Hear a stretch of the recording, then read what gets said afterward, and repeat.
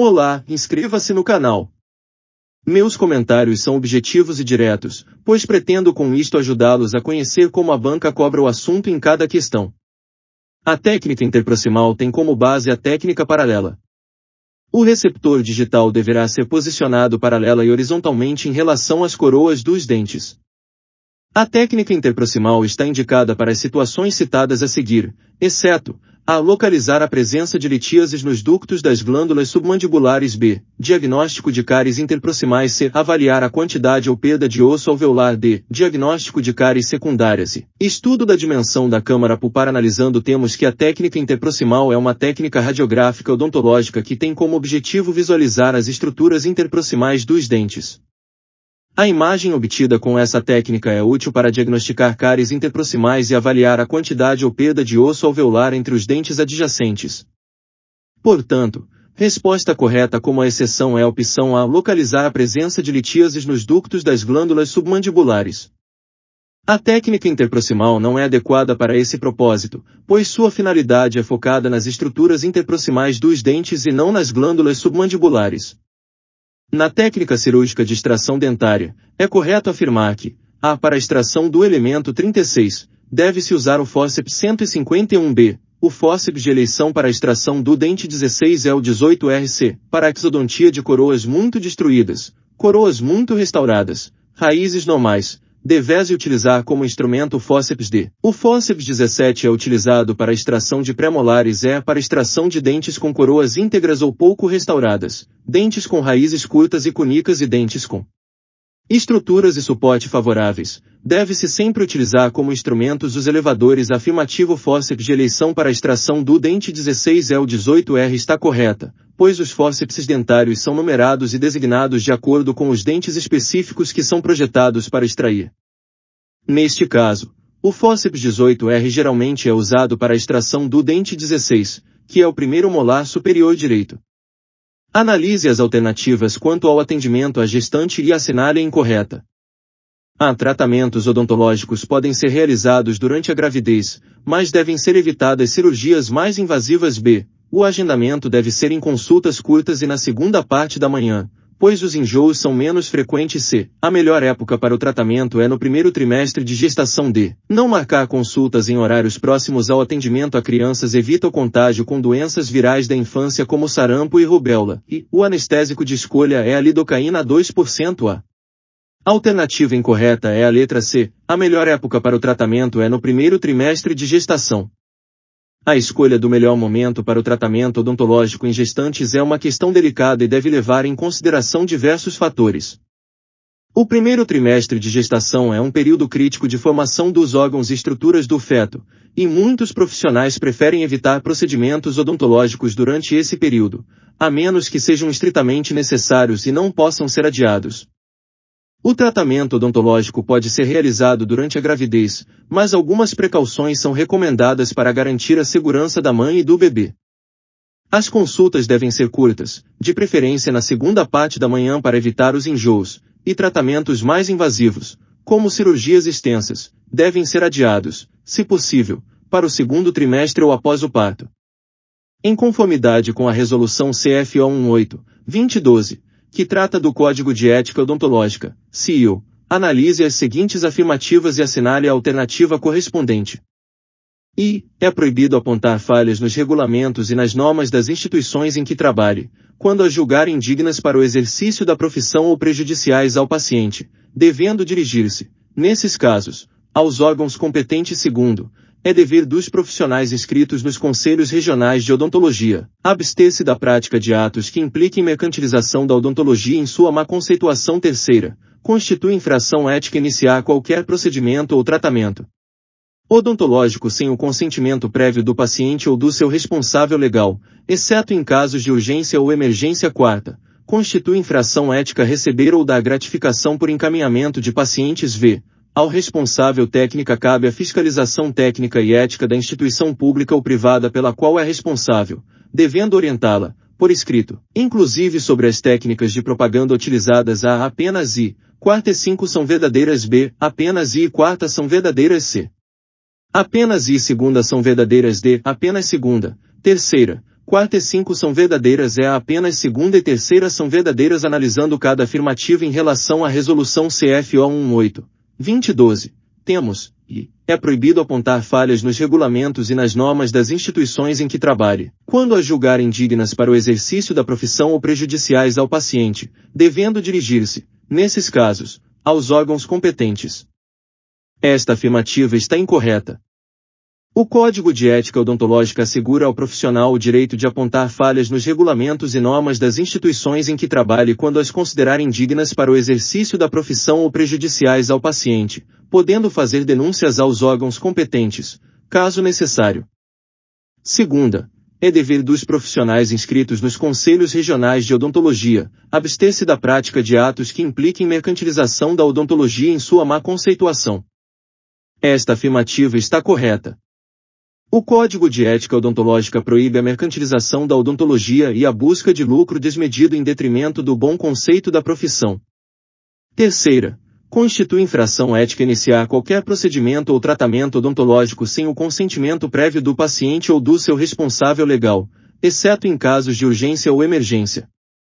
Esta afirmativa está correta. O Código de Ética Odontológica estabelece que é obrigatório obter o consentimento prévio do paciente ou do responsável legal antes de iniciar qualquer procedimento ou tratamento odontológico, exceto em situações de urgência ou emergência. Quarta, constitui infração ética receber ou dar gratificação por encaminhamento de pacientes. Esta afirmativa está correta. O Código de Ética Odontológica proíbe expressamente a prática de gratificação por encaminhamento de pacientes, buscando manter a ética e a integridade do profissional. V. Ao responsável técnico cabe a fiscalização técnica e ética da instituição pública ou privada pela qual é responsável, devendo orientá-la, por escrito, inclusive sobre as técnicas de propaganda utilizadas. Esta afirmativa está correta. O responsável técnico de uma instituição odontológica tem o dever de fiscalizar tecnicamente e eticamente a instituição e também de orientá-la por escrito, incluindo as técnicas de propaganda utilizadas, de acordo com as normas éticas. Dessa forma, a alternativa correta é, D. Apenas segunda, terceira, quarta e 5 são verdadeiras. Analise as afirmativas sobre dentição permanente humana e assinale a alternativa correspondente. I. Apresenta normalmente 8 incisivos, situados na frente, possuem coroa cortante e servem para cortar alimentos. Segundo, apresenta normalmente 4 caninos, de coroa perfurante, servem para perfurar os alimentos. Terceiro, apresenta normalmente 8 pré-molares, de coroa achatada, destinam-se a triturar os alimentos. A. Somente a afirmativa I está correta. B. Somente as afirmativas I e segunda estão corretas. C. Somente as afirmativas I e terceira estão corretas. D. Somente as afirmativas segunda e terceira estão corretas. E. Todas as afirmativas estão corretas. A resposta é todas as afirmativas estão corretas. O fígado pode ser acometido de uma inflamação chamada hepatite e que pode ser oriunda de agentes físicos, químicos e biológicos. Entre os agentes biológicos há o vírus. Pela natureza das suas atividades, o cirurgião dentista fica constantemente exposto, inclusive ao vírus da hepatite B. Como otimizar a prevenção à hepatite B entre os profissionais da odontologia? A. Antevendo, através de triagem sorológica para hepatite, os pacientes que serão submetidos a tratamento odontológico. B. Prescrevendo antibiótico profilático, uma semana antes dos procedimentos odontológicos. C. Pelo incentivo ao uso de máscara de proteção durante a execução dos trabalhos odontológicos, minimizando a contaminação por inalação. D. Vacinando os profissionais da odontologia contra a hepatite B e pelo uso dos equipamentos de proteção individual, EPIs, e promovendo a vacinação em massa de toda a população contra a hepatite B, objetivando a erradicação da doença. A alternativa correta para otimizar a prevenção da hepatite B entre os profissionais da odontologia é D. Vacinando os profissionais da odontologia contra a hepatite B e pelo uso dos equipamentos de proteção individual, EPIs. A hepatite B é uma doença viral que pode ser transmitida pelo contato com sangue ou fluidos corporais infectados. Devido à natureza das atividades odontológicas, os cirurgiões dentistas estão constantemente expostos a potenciais fontes de contaminação, incluindo o vírus da hepatite B. Para otimizar a prevenção da hepatite B entre os profissionais da odontologia, são essenciais as seguintes medidas: vacinação contra a hepatite B.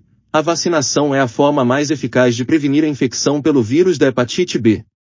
Todos os profissionais da odontologia devem ser vacinados de acordo com o esquema de vacinação recomendado pelas autoridades de saúde. O uso adequado dos equipamentos de proteção individual, EPIs. Os profissionais da odontologia devem utilizar EPIs, como luvas, máscaras, óculos de proteção e aventais, durante a execução dos procedimentos odontológicos. Isso minimiza o risco de contato direto com sangue e fluidos corporais potencialmente contaminados.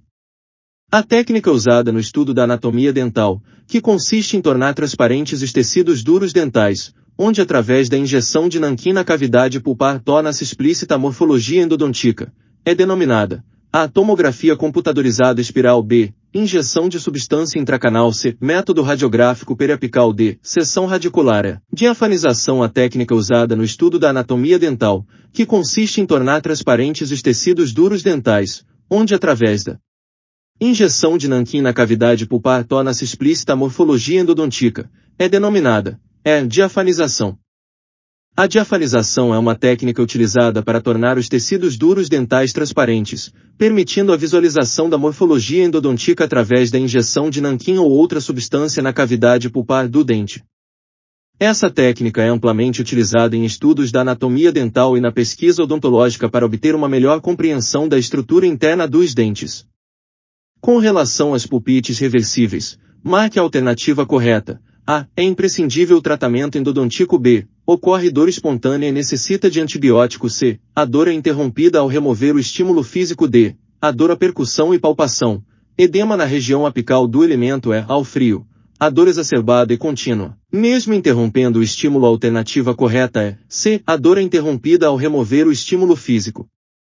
Pulpites reversíveis são caracterizadas por inflamação reversível da polpa dentária, na qual a dor é desencadeada por estímulos, como frio, calor, alimentos açucarados ou ácidos, mas é aliviada assim que o estímulo é removido. Isso significa que a dor é transitória e temporária, não persistindo após a remoção do estímulo. Vamos analisar as demais alternativas. A. É imprescindível o tratamento endodontico. Essa afirmativa está incorreta. Pulpites reversíveis geralmente não exigem tratamento endodontico, pois a inflamação é reversível e pode ser resolvida com a eliminação da causa do estímulo doloroso.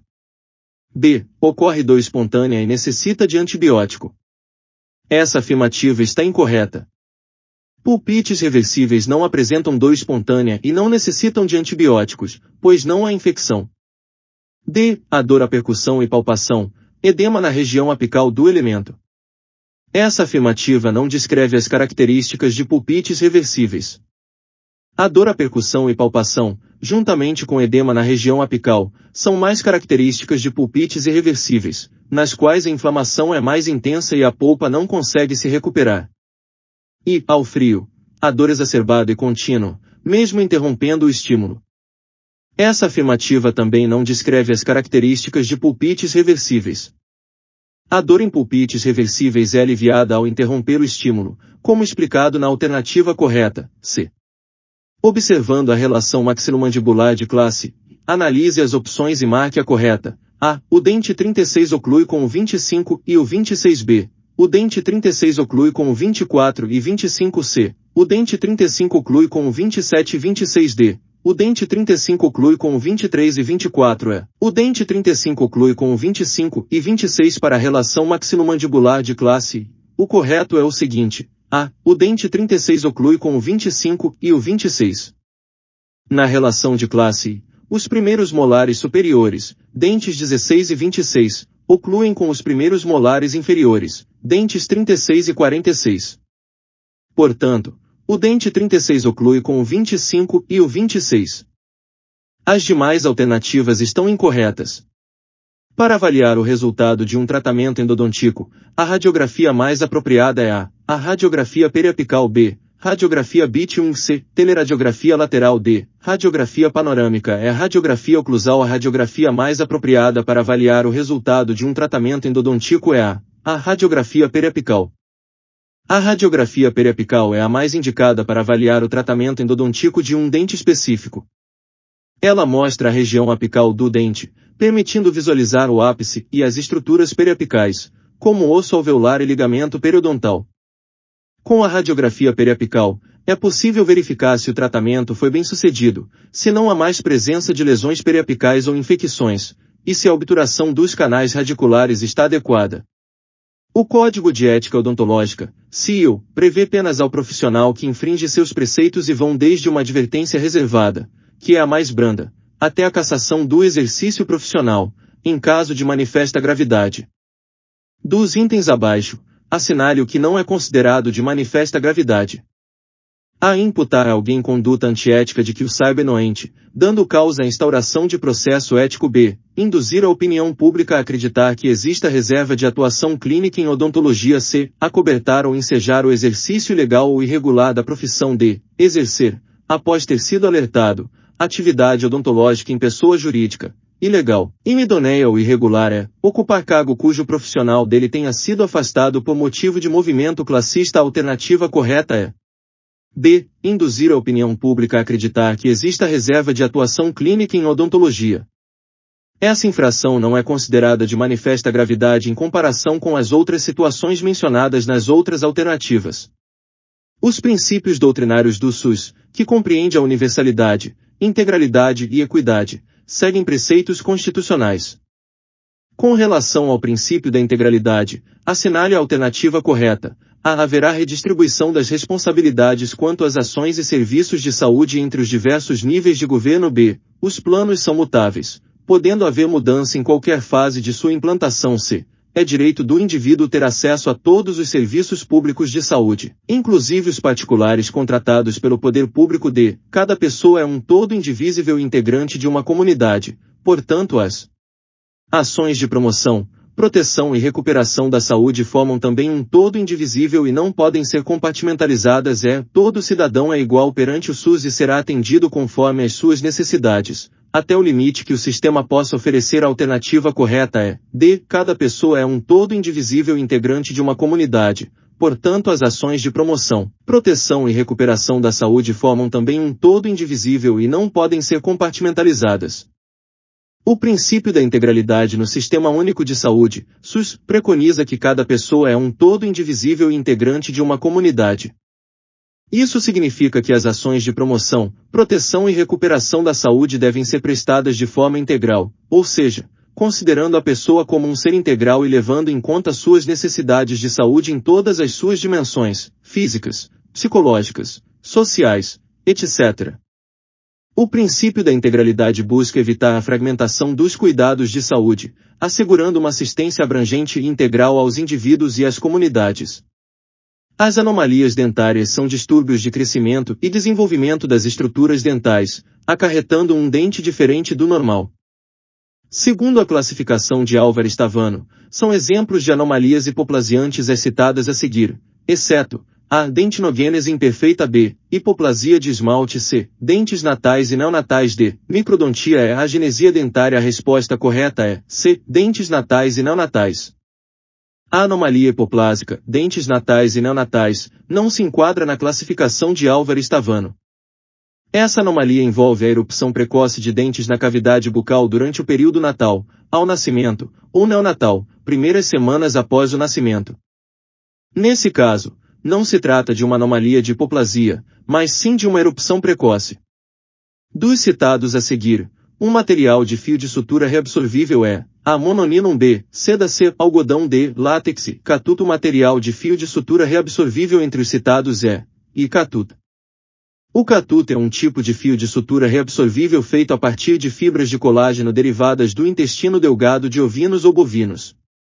Esse material é amplamente utilizado para suturar tecidos em procedimentos cirúrgicos e odontológicos, e com o tempo, o catuto é gradualmente absorvido pelo corpo, evitando a necessidade de remover os pontos de sutura posteriormente.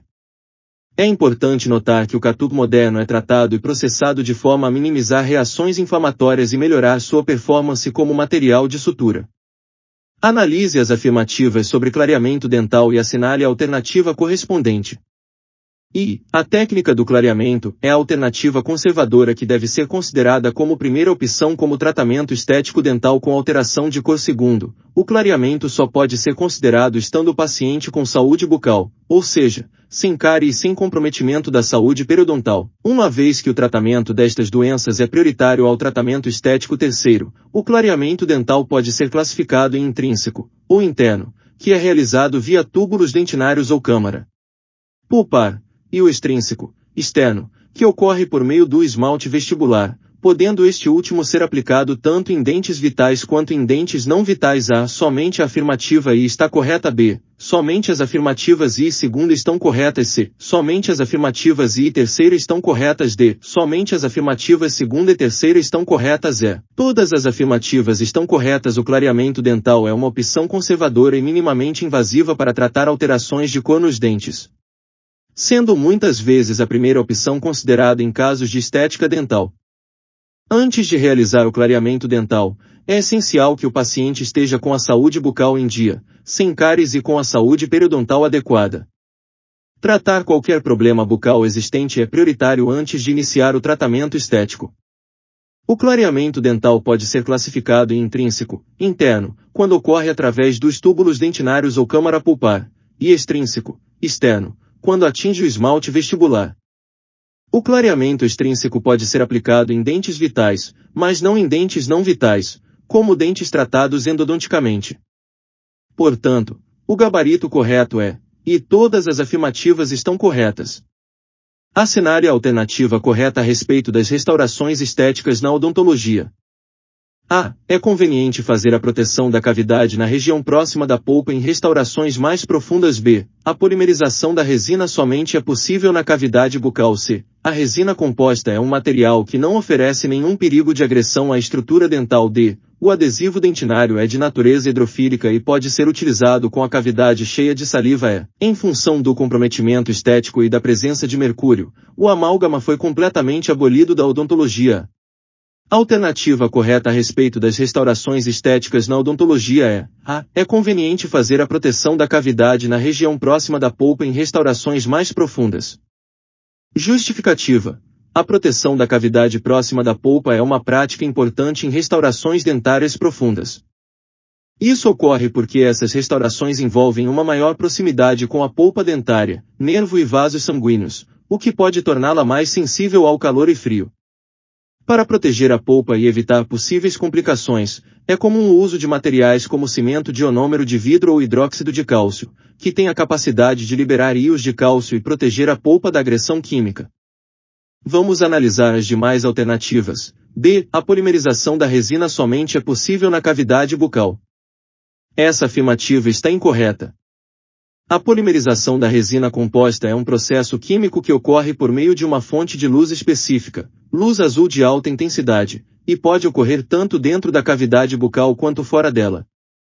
Existem materiais de resina composta utilizados em técnicas indiretas, onde a polimerização ocorre fora da boca antes da inserção da restauração no dente. C. A resina composta é um material que não oferece nenhum perigo de agressão à estrutura dental. Essa afirmativa está incorreta. A resina composta é um material seguro e amplamente utilizado na odontologia, mas, assim como qualquer material restaurador, seu uso inadequado ou a presença de falhas na técnica podem resultar em complicações, como infiltrações, sensibilidade ou fraturas. D. O adesivo dentinário é de natureza hidrofílica e pode ser utilizado com a cavidade cheia de saliva. Essa afirmativa está incorreta. O adesivo dentinário é de natureza hidrofóbica, ou seja, repele a água e a umidade. Portanto, é essencial que a cavidade esteja seca durante a aplicação do adesivo para obter uma boa adesão à estrutura dental. E, em função do comprometimento estético e da presença de mercúrio, o amálgama foi completamente abolido da odontologia. Essa afirmativa está incorreta. Embora o uso do amálgama tenha diminuído significativamente em procedimentos estéticos devido a preocupações com a sua cor e a presença de mercúrio, ele ainda é utilizado em algumas situações, especialmente em restaurações de dentes posteriores que estão sujeitos a maior carga mastigatória e onde a estética não é uma preocupação primária. Analise as afirmativas sobre método de localização radiográfico intraoral e assinale a alternativa correspondente. E, o princípio de paralaxe se aplica no método de Lemaster II. O método de Lemaster é indicado para eliminar a sobreposição do processo zigomático da maxila sobre as raízes dos molares superiores. Terceiro, o método de Clark pode ser indicado para dissociar canais radiculares sobrepostos. A. Somente a afirmativa segunda está correta. B. Somente as afirmativas segunda e terceira estão corretas. C. Somente as afirmativas I e terceira estão corretas. D. Somente as afirmativas I e segunda estão corretas. E. Todas as afirmativas estão corretas. A alternativa correta é B. Somente as afirmativas segunda e terceira estão corretas. Vamos analisar cada afirmativa. E, o princípio de paralaxe se aplica no método de Lemaster. Essa afirmativa está incorreta. O método de Lemaster não utiliza o princípio de paralaxe. O método de paralaxe é uma técnica radiográfica que envolve a angulação do feixe de raio-x para obter duas imagens de um mesmo objeto em diferentes posições, permitindo a medição de sua distância real. Segunda, o método de Lemaster é indicado para eliminar a sobreposição do processo zigomático da maxila sobre as raízes dos molares superiores. Essa afirmativa está correta. O método de Lemaster é utilizado para eliminar a sobreposição do processo zigomático da maxila sobre as raízes dos molares superiores em radiografias oclusais. Terceira, o método de Clark pode ser indicado para dissociar canais radiculares sobrepostos. Essa afirmativa está correta. O método de Clark é uma técnica radiográfica que pode ser utilizada para visualizar e dissociar canais radiculares que estejam sobrepostos em radiografias periapicais. Ele envolve a angulação adequada do feixe de raio-x para obter imagens separadas dos canais radiculares. Analise as afirmativas sobre pericementite apical aguda em trabalho de Salvador, TF 2011 e assinale a afirmativa correspondente. I. É uma inflamação aguda dos tecidos situados ao redor do ápice radicular de um dente. Segundo, pode ser de origem traumática ocasionada por contato prematuro-oclusal. Terceiro, tem como única causa a infecção bacteriana no interior do conduto radicular. A. Somente a afirmativa I está correta. B. Somente as afirmativas segunda e terceira estão corretas. C. Somente as afirmativas I e terceira estão corretas. D. Somente as afirmativas I e segunda estão corretas. E. Todas as afirmativas estão corretas. A alternativa correta é D. Somente as afirmativas I e segunda estão corretas. Vamos analisar cada afirmativa. I. É uma inflamação aguda dos tecidos situados ao redor do ápice radicular de um dente. Essa afirmativa está correta. A pericementite apical aguda é uma inflamação aguda dos tecidos periapicais, ao redor do ápice radicular, de um dente, geralmente causada por uma infecção bacteriana no interior do canal radicular. Segunda, pode ser de origem traumática ocasionada por contato prematuro-oclusal. Essa afirmativa está correta. A pericementite apical aguda também pode ser desencadeada por um trauma oclusal, causado por um contato prematuro dos dentes durante a oclusão, que pode levar à inflamação dos tecidos periapicais. Terceira, tem como única causa a infecção bacteriana no interior do conduto radicular. Essa afirmativa está incorreta. Embora a infecção bacteriana seja uma das principais causas da pericementite apical aguda, não é a única causa. Traumas oclusais e outras condições também podem desencadear essa inflamação dos tecidos periapicais. Analise as afirmativas sobre diferenças entre molares superiores e inferiores e assinale a alternativa correspondente. I. Os molares superiores possuem raízes mais robustas, aparecendo por vezes 3 raízes, 2 vestibulares e uma palatina. Os inferiores, por outro lado, possuem apenas 2 raízes e são menos robustas, uma mesial e outra distal. Segunda, as bordas mesiais e distais são convergentes para a cervical nos dentes superiores e têm tendência para o paralelismo nos dentes inferiores. Terceiro, as faces oclusais têm formato quadrangular e tendem ao losango nos dentes superiores e são mais retangulares nos inferiores. A. Somente a afirmativa I está correta. B. Somente as afirmativas I e segunda estão corretas. C. Somente as afirmativas I e terceira estão corretas. D. Somente as afirmativas segunda e terceira estão corretas e todas as afirmativas estão corretas. A alternativa correta é E. Todas as afirmativas estão corretas. Vamos analisar cada afirmativa. I. Os molares superiores possuem raízes mais robustas, aparecendo por vezes 3 raízes, 2 vestibulares e uma palatina. Os inferiores, por outro lado, possuem apenas 2 raízes e são menos robustas, uma mesial e outra distal. Essa afirmativa está correta. Os molares superiores geralmente possuem 3 raízes, 2 vestibulares e uma palatina, enquanto os molares inferiores possuem apenas 2 raízes, uma mesial e outra distal. Além disso, as raízes dos molares superiores tendem a ser mais robustas do que as dos molares inferiores. Segunda, as bordas mesiais e distais são convergentes para a cervical nos dentes superiores e têm tendência para o paralelismo nos dentes inferiores. Essa afirmativa está correta. As bordas mesiais e distais dos molares superiores têm uma tendência a convergir em direção à região cervical, gengival, enquanto nos molares inferiores, essas bordas tendem a ser mais paralelas entre si. Terceira, as faces oclusais têm formato quadrangular e tendem ao losango nos dentes superiores e são mais retangulares nos inferiores. Essa afirmativa está correta. As faces oclusais dos molares superiores tendem a ter um formato quadrangular, com uma tendência ao losango, enquanto nos molares inferiores, essas faces são mais retangulares. Portanto, todas as afirmativas estão corretas, e todas as afirmativas estão corretas. Assinale a alternativa errada com respeito ao tratamento endodontico.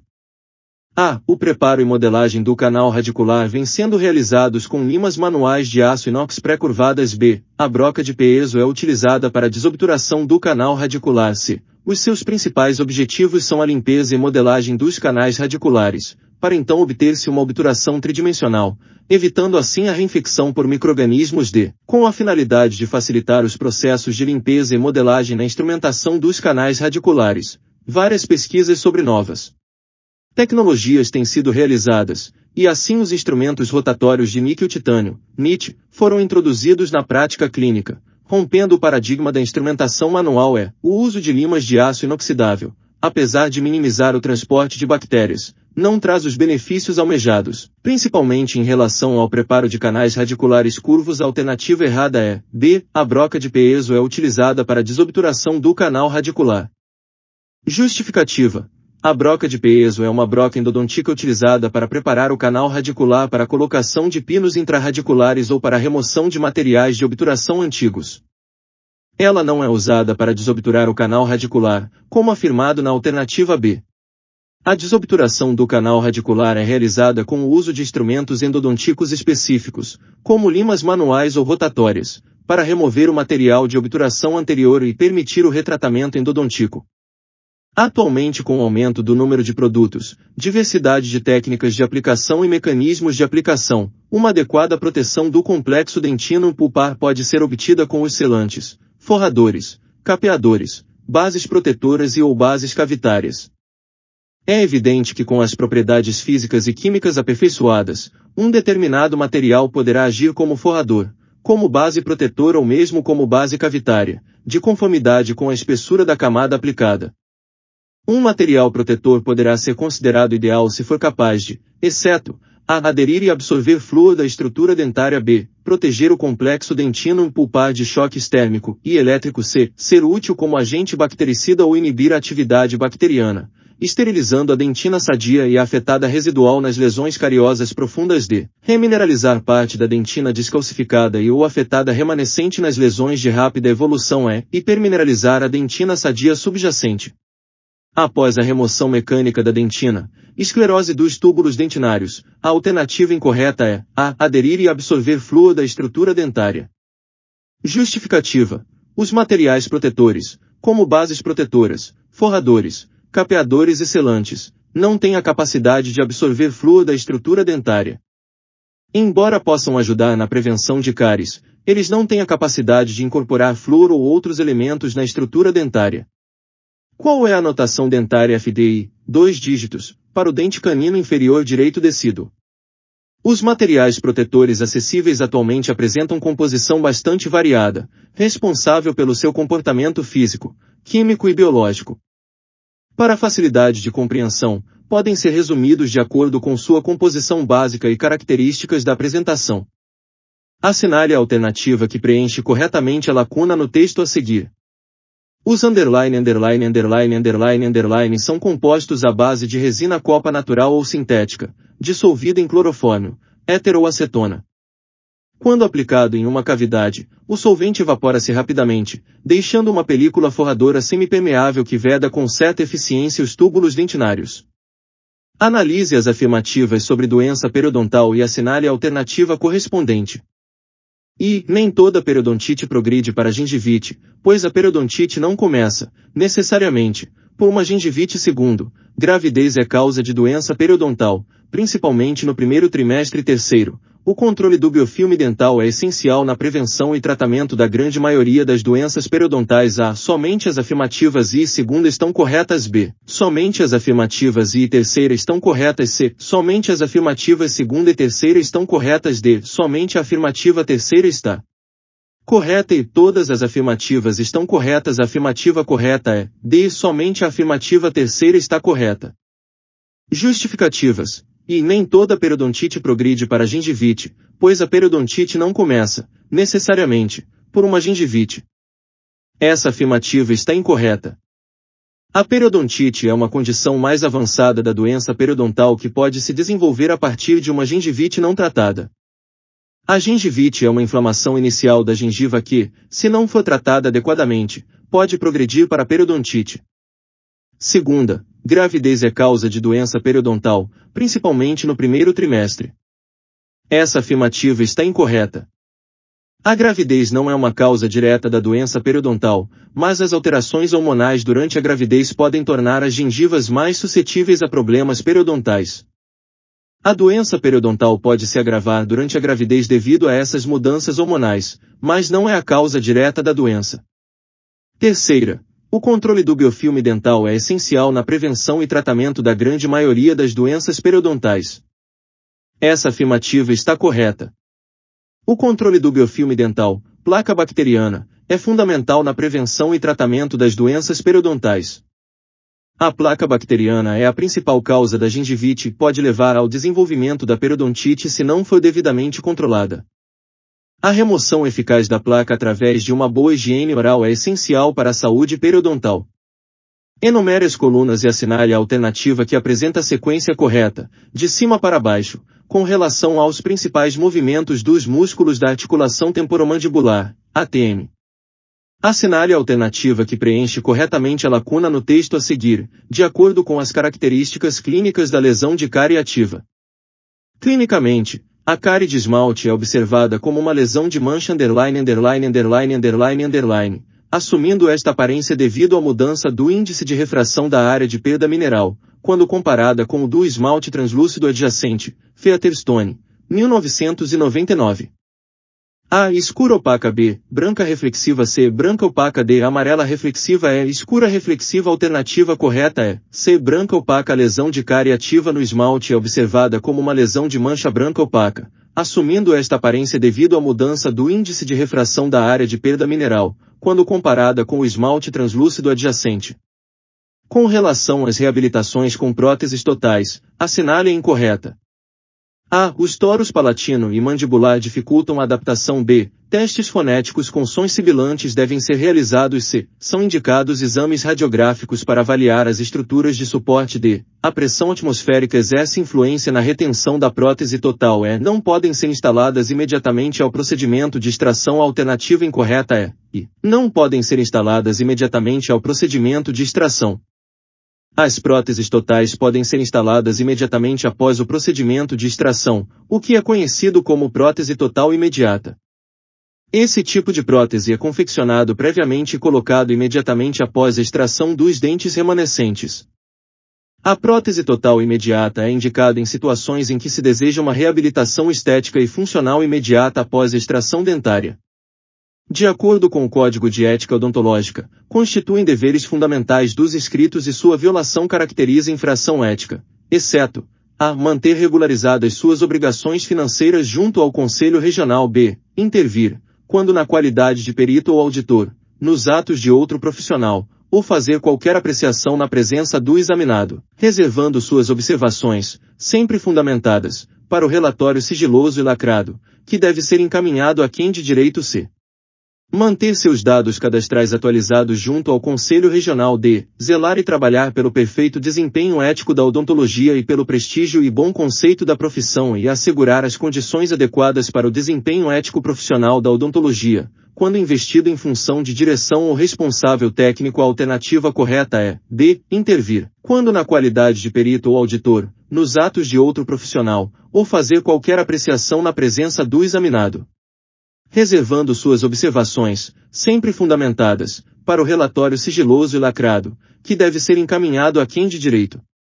De acordo com o Código de Ética Odontológica, é dever dos profissionais inscritos nos Conselhos Regionais de Odontologia, CROs, intervir, quando na qualidade de perito ou auditor, nos atos de outro profissional, ou fazer qualquer apreciação na presença do examinado, reservando suas observações, sempre fundamentadas, para o relatório sigiloso e lacrado, que deve ser encaminhado a quem de direito. Portanto, essa ação não caracteriza uma infração ética, mas sim um dever dos profissionais nessa situação.